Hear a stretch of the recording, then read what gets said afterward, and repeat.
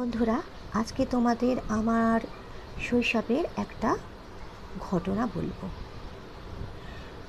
তখন আমি খুব ছোট, মানে কেজি ওয়ানে পড়ি।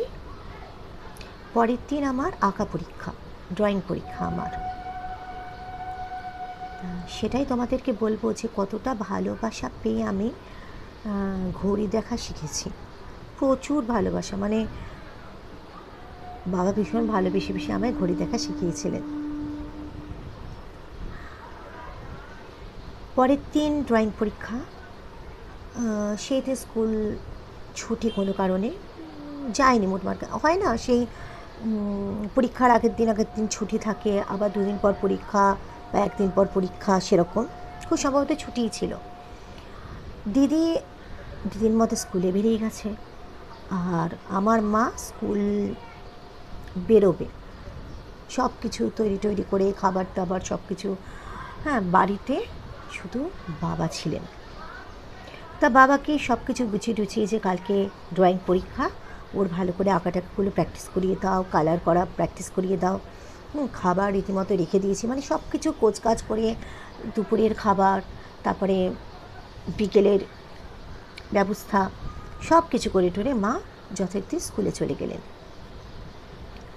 আমার বাবা ভীষণ ভালো আঁকতেন, ভীষণ ভালো ড্রয়িং করতেন আমার বাবা। যাই হোক, আমারই ড্রয়িং খাতাতে, সেই খাতাগুলো হতো না ছোটোবেলাতে, সেই একদিক হচ্ছে আর্ট পেপারের মতো, আর একটা দিক সেই চিন পেপারের পেজটা থাকতো। তো সেখানে দেখলাম বাবা একটা বিরাট বড় করে একটা ঘড়ি রেখেছে, ঘড়ির মধ্যে 1, 2, 3, 4 এগুলো সব দিয়ে রেখেছে।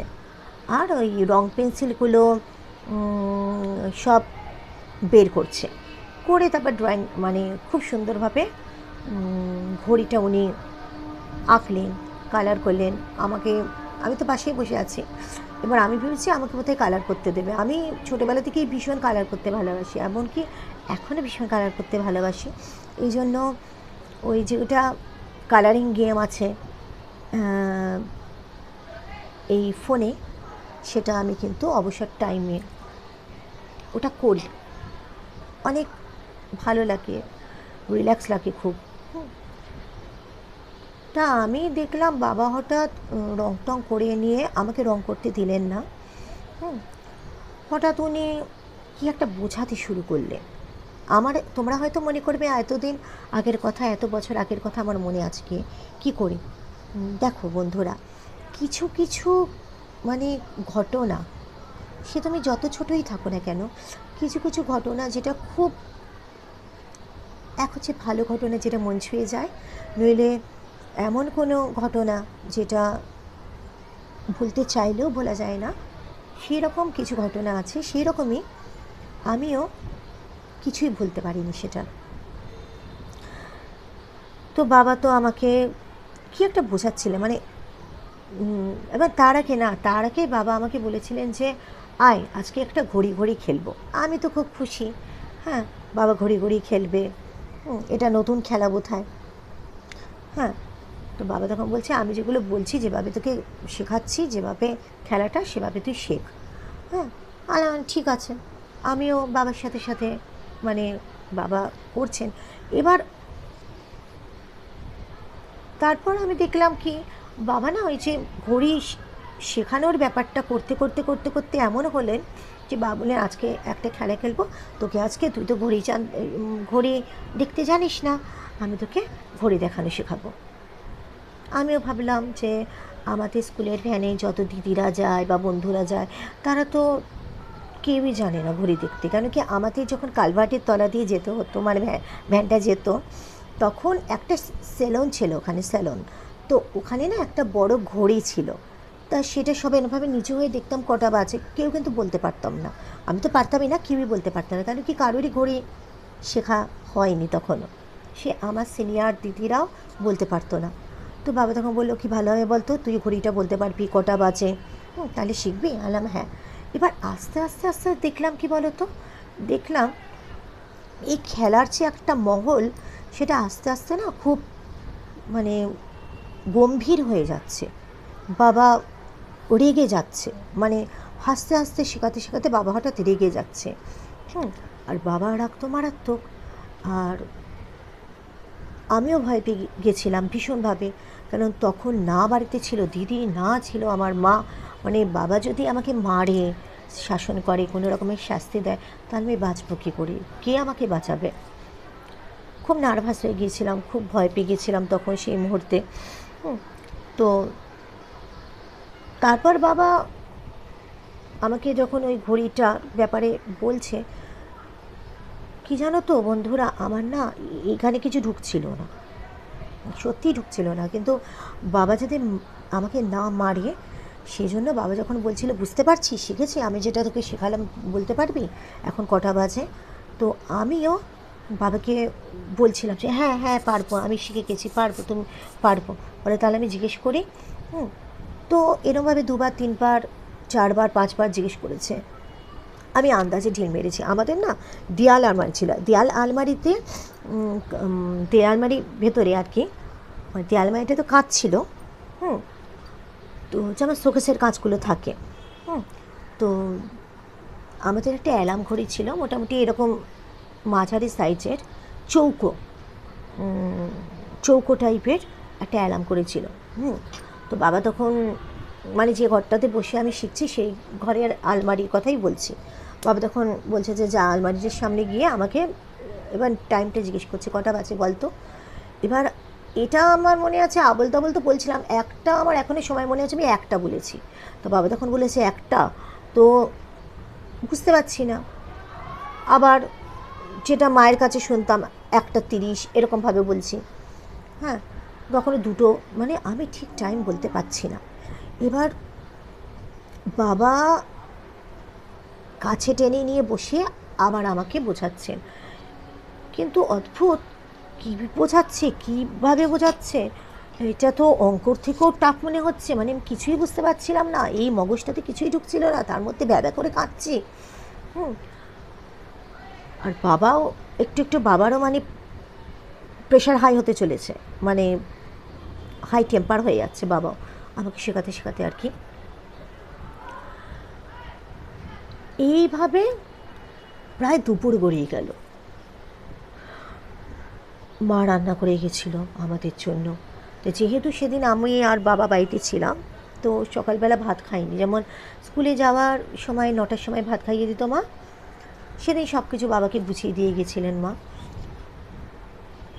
বেলা বয়ে যাচ্ছে, বাবা খেতেও দিচ্ছে না, মানে আমাকে দেয়নি খেতে, মানে সেদিন না নিজে খেয়েছে না আমাকে খেতে দিয়েছে। হুম, যদিও অতটা আমার খিদে টিদে সেই ছোটোবেলাটায় পেত না। আর ওই সময়টা তো সত্যি কথা বলতে এতটাই আতঙ্কের মধ্যে ছিলাম, মানে খাবো কি, হ্যাঁ খিদে পাওয়া কী, কিছুই আর মাথায় আসছিল না। শুধু মনে হচ্ছিল কখন মা আসবে। হুম, তো বাবা খেতেও দেয়নি, একটুর জন্য ওঠেও নি ওখান থেকে, আমাকে উঠতে দিচ্ছে না।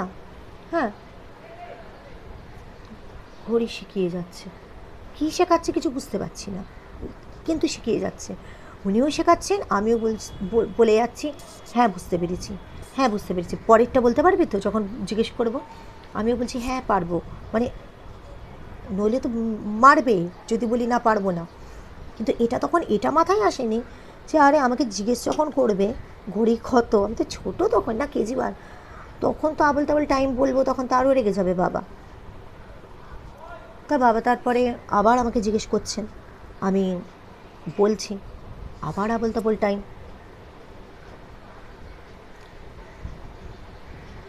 এরপর বাবা মনে হয় ধৈর্য আর রাখতে পারেনি, আগা পাস্তাল আমার একদম।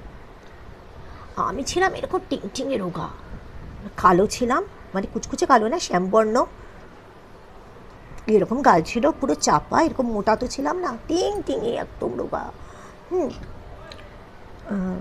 আর চুলটা ছিল কোমর অবধি লম্বা, মানে আমার দিদির মায়ের সবার হচ্ছে বড় লম্বা চুল। আর মাকে স্কুলের কলিগরা, মানে মাসিরা তাই মাকে বলতো যে ছোটো মেয়ের চুল কেটে দে, ওর চুলের ভারে বাড়তে পারছে না। কিন্তু মা না চুল কাটার পক্ষপাতে ছিল না আর কি, কোনো দিনও না। বাবা তো এবার গুছিয়ে মারতে শুরু করেছে আমাকে, ভীষণ মার ভীষণ মার, মানে চুলের মুঠি থেকে শুরু করে স্কেল ভাঙা পিঠে, হ্যাঙ্গার, মানে যতটা করা যায় রীতিমতো কোথায় আছাড়ও আমায় মেরেছিল। মানে ভীষণভাবে মানে মার, মানে এত শাসন, মানে জাস্ট কি করি শিখতে পারছি না বলে। আমার শরীরে আমার কিছু ছিল না, মানে ছিল না মানে হচ্ছে আমার না সে মানে যেটুকু শক্তি একটা বাচ্চা মেয়ের থাকে সেটাও ছিল না, মানে একেবারে নুয়ে গেছিলাম এমন। এই করে করে বিকেল ঘনিয়েছে, বাবা আমায় মেরে যাচ্ছে, মানে এমন রাগ তেনা উঠে গেছে, এত মারছে। সেদিন কিছু হয়ে আমি মরে যেতেও পারতাম। ঘড়িতে কটা বাজছে, বিকেল হয়ে এলো, মা আসার সময় হয়ে গেল, কোনো দিকে কোনো বাবার হুঁশ নেই। বাবা ওই আছাড় বাছাড়ি দিয়ে যাচ্ছে আমাকে, আগা পাস্তালা মনের সুখে পিটিয়ে যাচ্ছে।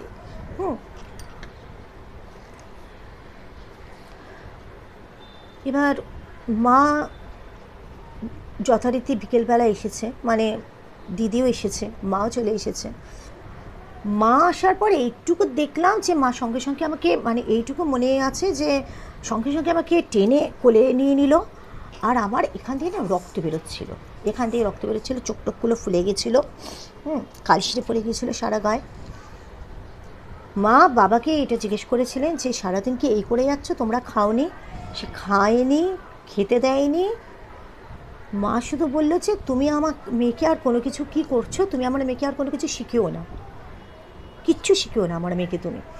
আর পরের দিন ড্রয়িং পরীক্ষা, তোমাকে বললাম আগাগুলো প্র্যাকটিস করাতে, তুমি কী নিয়ে বসলে? ড্রয়িং তো কিছুই শেখাওনি, তার মধ্যে এইভাবে মেরেছো মেয়েটাকে।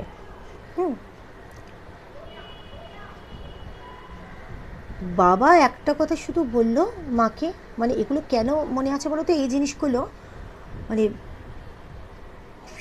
সেই সিচুয়েশনটা এমন হয়েছিল না, সত্যি কথাগুলো মনে আছে। বাবা বলেছিল যে এই মেয়েকে কোনোদিনও আমার সামনে আনবে না, কোনো রকমের পড়া দেখানোর কথা বলবে না, আমি কোনোদিনও মেয়েকে কিন্তু পড়াবো না, তাহলে আমার হাতে এ মারা যাবে, আমি কিন্তু খুন করে ফেলবো মেয়েকে। মা বলেছিল আমি কোনোদিনও তোমাকে আর কিচ্ছু দেখাতে বলবো না, আমি তোমাকে কোনো পড়া দেখাতে বলিনি, কেননা ড্রয়িং দেখানোর কথা বলা হয়েছিল, আঁকা, যে তুমি রং করানো শেখাও, আঁকা শেখাও বাচ্চাটাকে। আর এই করলে, সত্যি বলছি বন্ধুরা, যে আমার বাবা তারপর থেকে আমাকে কোনো দিনও পড়াশোনা নিয়ে বসেননি, কোনো দিনও না। বসলে আমি যা ওই অঙ্ক টঙ্কতে ছিলাম, আমি আজ আবার তোমাদের সামনে বসতে পারতাম না, অনেক আগেই উপরে উঠে যেতাম। আমাদের হাউস ফিজিশিয়ান ছিলেন যিনি ডাক্তার, তাকে কল করা হয়েছিল, তিনি ওষুধপত্র দিয়েছিলেন। এটাও যে এত মার খেয়েছিলাম যে আমার জ্বর চলে এসেছিলো, পরের দিনে আমি আঁকার পরীক্ষা দিতে যেতে পারিনি। খুব সম্ভবত ওটা অ্যানুয়াল পরীক্ষা ছিল, কিন্তু যেহেতু ওটা বাচ্চাদের তো কেজি 1 ফেজি 1 তো আর পাস মানে ফেল করায় না, সেই জন্য আর সার্টিফিকেট জমা দিয়েছিল মা ডাক্তারের, সেজন্য কেজি 2তে উঠতে পেরেছিলাম আমি। কিন্তু সেই দিনই জানো তো, সেই দিনই আমার যা শরীরের অবস্থা ছিল, সারা শরীরে ব্যথা, কষ্ট, যন্ত্রণা, এত জ্বালা, কেটে কুটে গেছে তো। এটা যে মা সেই দিনটাতে একটুও দেরি করেনি, সেই দিন মা শুধু একটা কথা আমাকে বলেছিলেন, এবং এইভাবে আমি আমার বাবাইকেও সেই ছোট্টবেলাতে ঘড়ির দেখা শিখিয়ে দিয়েছি।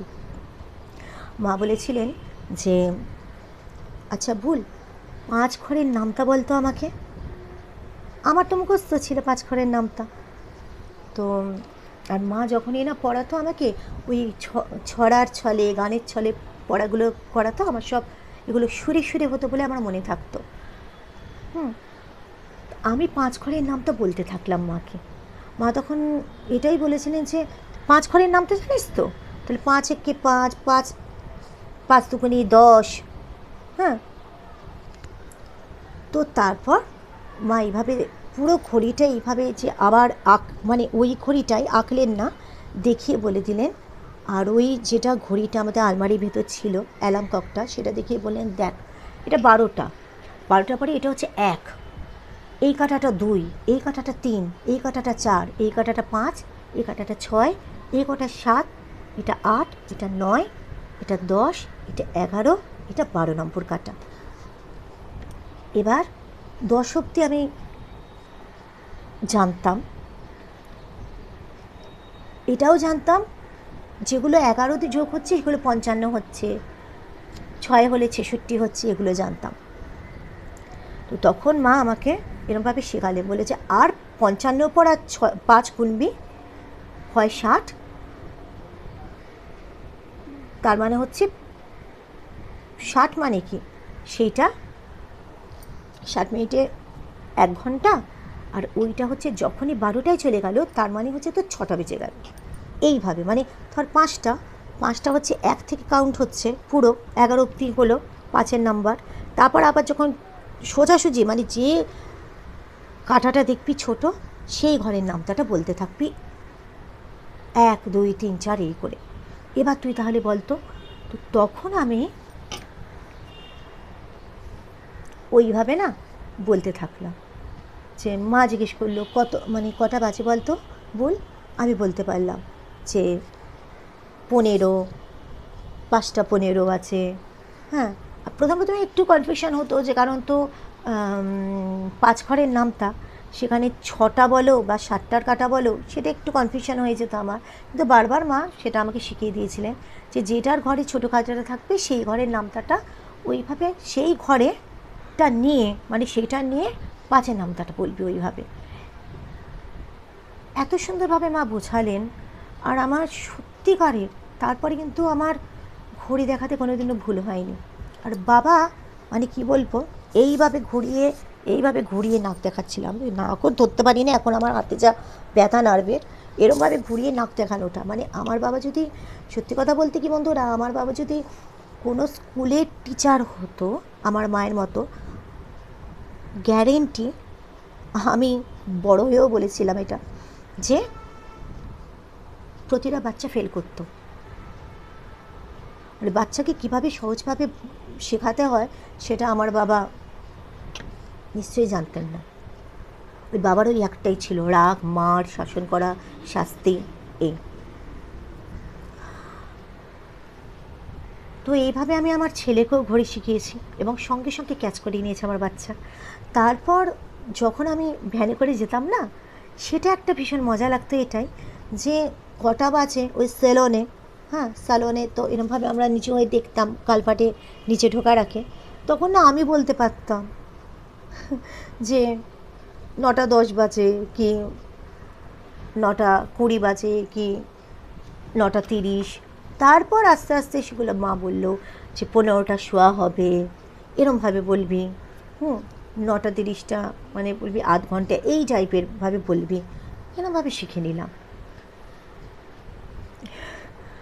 আর একটা ছোট ঘটনা, একদমই ছোট, সেটা হচ্ছে যে আমাদের বন্ধু বান্ধবের মানে বান্ধবীদের দেখতাম তো, মাকে অনেক সময় ভালোবেসে মাম্মি বলে, বাবাকে ড্যাডি বলে, পাপা বলে, বাপি বলে। তো আমি এরকম দেখে দেখে আমার বাবাকে একদিন, আমার দিদি বাবা বলেই ডাকতো, আমার দিদির ওইসব ছিল না। তো আমি বাবাকে একদিন না ড্যাডি বলে ডেকেছি। তো তখনও বেশ ছোট, কিন্তু মানে স্কুলেই পড়তাম। দেখলাম বাবা কথার কোনো উত্তর দিচ্ছে না, দিদি পাশে দাঁড়িয়ে। তারপরে বাবাকে আমি পাপা বলে ডাকলাম। তো যেই ডাকলাম পাপা বলে, শুনছে না,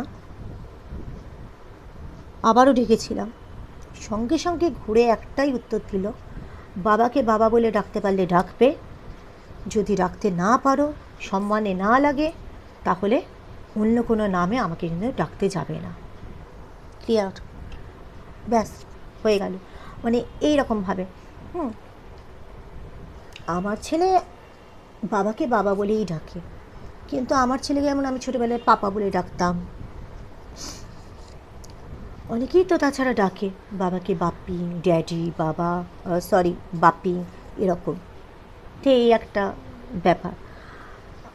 আর স্লাইড একটু বড় হয়, বেশি বড়ও হয়নি, তখন হবে 6 7 এরকম বোধ হয়। খুব ভালো সিটি দিতে পারতাম আমি, জানো তো, শিখেছিলাম এটা, সিটি দিতে পারতাম। তো একদিন বাথরুমে সিটি দিয়েছিলাম, আমায় দিদি বলেছিল ভুল আমাকে সিটি শিখিয়ে দিবি, কারণ আমার দিদি না সিটি চেষ্টা করতো কিন্তু সিটি দিতে পারতো না। তো দিদিকেও শিখিয়ে দিয়েছিলাম আমি। তাও খুব একটা ভালো পারতো না দিদি। একটা সিটি দিয়েছিলাম, তার জন্য বাবা খুব রেগে গিয়েছিল, শাস্তি দিয়েছিল। কিছু কিছু ব্যাপার বাড়িতে চলবে না, করতে পারবে না, এই ব্যাপারে ফ্রিভাবে থাকতে পারবে না, এই জিনিসগুলো প্রচণ্ডভাবে আমার বাবার ছিল। এখন এটা শাসন নাকি জানি না। যেমন আমার মা, যদি কলিগদের কোনো বিয়ে হচ্ছে তাদের মেয়েদের, বা কোনো এমন তো কলিগ আছে যারা এখনও বিয়ে হয়নি কিন্তু স্কুলের টিচার, যাচ্ছেন, আমাকে নিয়ে যেতেন বরাবর। মা লিপস্টিক মাখতো, সেটা পারতো না। মায়ের ওই একটা লিপস্টিক এখন আমি আমার কাছে রেখে দিয়েছি, সেটা তোমাদের আমি দেখাবো। আজকে হলো না, আমি এরকমভাবে যে ঘটনাটা বলতে থাকছি তার মধ্যে আমি তোমাদের দেখাবো সেই স্মৃতিটা। এখনও আমার মা লিপস্টিক মাখার জন্য মানে পানিশমেন্ট পেয়েছে, লাগানোর জন্য। আর আমার কথা তো বাদই দাও তুমি, মানে তোমরা, সেই ছোটো বয়সে লিপস্টিককে মাখবো, কিন্তু সেই ডিজাইনার কুমকুম বেরিয়েছিল না, শৃঙ্গার না কিসের, তো ছোটো মারা বাড়িতে আমার 2 বোন, ছোটো মা আমার 2 মেয়ে, একজনের জন্মদিন ছিল, সেখানে গেছিলাম। সেই ডিজাইনার কুমকুম লাগিয়ে আমার দিদি বরাবরই একটা ছোট্ট কালো টিপ পরতো। আমার দিদি বরাবর ছোট্ট কালো টিপ, মানে খুব প্রিয় ছিল আমার দিদির।